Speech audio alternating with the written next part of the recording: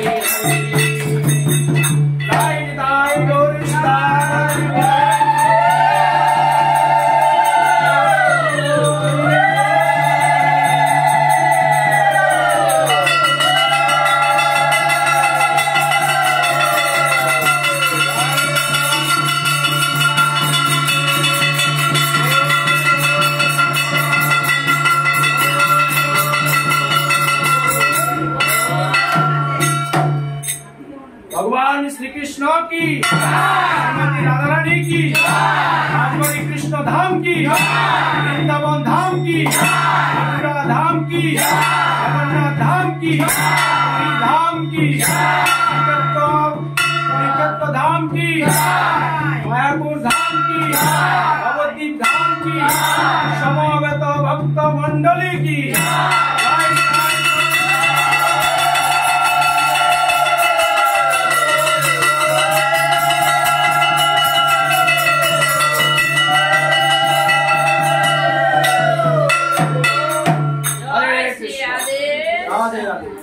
भक्तरा মাতাজিরা এখন আমাদের এই দাসবাড়িতে মহাপ্রসাদের আমরা ব্যবস্থা করেছি, আপনারা সবাই প্রসাদ পেয়ে যাবেন। হরে কৃষ্ণ, সবাই ভালো থাকবেন, সুস্থ থাকবেন।